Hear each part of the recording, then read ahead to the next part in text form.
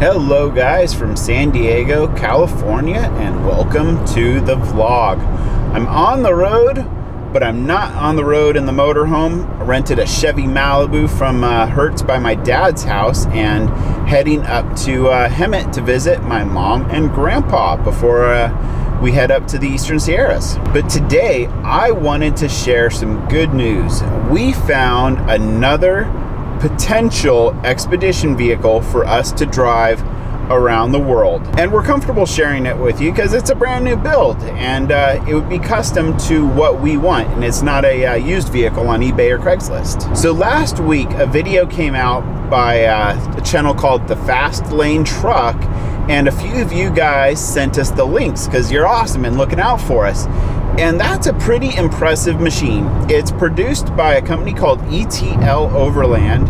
And over the past week, we've gotten to speak with Andrew and kind of work out like a plan and design for an RV to take us around the world. Now, the vehicle that's in that video is not necessarily one that's adequate for global travel because the chassis is not something that is going to be serviced internationally. And that is something that is of high value to us because we need to be able to find parts, and if it's above my skill set, service to fix the machine and keep us on the road. Andrew recommended a Freightliner, then a Sterling, and then an International. And almost all of these have Caterpillar engines and Allison transmissions, and they're four-wheel drive. They were actually, a lot of them are boom trucks for utility companies, or they have service bodies on them, and the service body obviously is going to have to be removed, but a few of them actually are just stripped down chassis that are four-wheel drive. And these are okay for us because we're not looking for some super extreme off-road capable rig. We just want something that can handle sand, mud, snow, and ice, and the occasional off-road trails. That's all we're looking for. We don't need it to go rock crawling on Hell's Revenge in Moab. That's not what we're looking for in a rig. We just want a rig that nothing on the roads will stop it. So since you guys are an amazing wealth of information and always looking out for us, what are your thoughts about the Freightliner and Sterling with the Allison and Caterpillar engine and transmission? Love to hear your feedback on that. Now moving on to the box or the RV portion of this rig. It would be 20 feet long, and I know that's going to be big, and the total length would probably be somewhere between 26 and 28 feet long, which is not much difference than our Class A. But we've come to accept that we're going to have to park outside of city centers, and even in one of those smaller ones like an Earth Cruiser or an All-Terrain Warrior, those are pushing 20 feet, and those are going to be kind of hard to get into old city centers. So one of our biggest priorities for the RV itself would be living space. We want to be comfortable. This is going to be a 3 to 5 year road trip, and we're not gazillionaires, so we're not going to just throw this thing away when we get back. This RV is going to be in our family for decades, and we want to make sure it has all the features so we can be completely comfortable. Now, Andrew recommended a 20-foot box, and that will give us plenty of living space. And a really nice feature that they do is the bed drops out of the ceiling and covers up the dinette. And that is a sacrifice that we're willing to make because when you're looking at something in this size range, a full-blown bedroom is not necessarily going to happen. And also, it's just an amazing use of space, and it's a queen-size bed.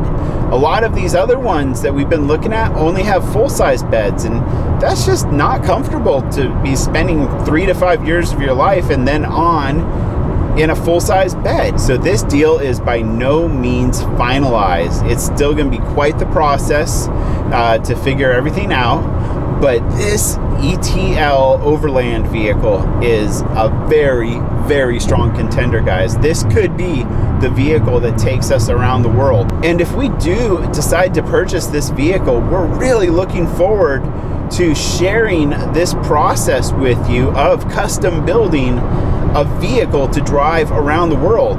Just the progression of the build will be an amazing journey in itself, and I'd so love to share that with you guys, and also be able to share ETL services and their vehicles. So that's all I have for now on the expedition vehicle front. Rebecca has replied to me removing her armrest on her side of the motorhome. Well, good evening, everybody. I don't know about you, but I just watched the video where Ben stole my armrest.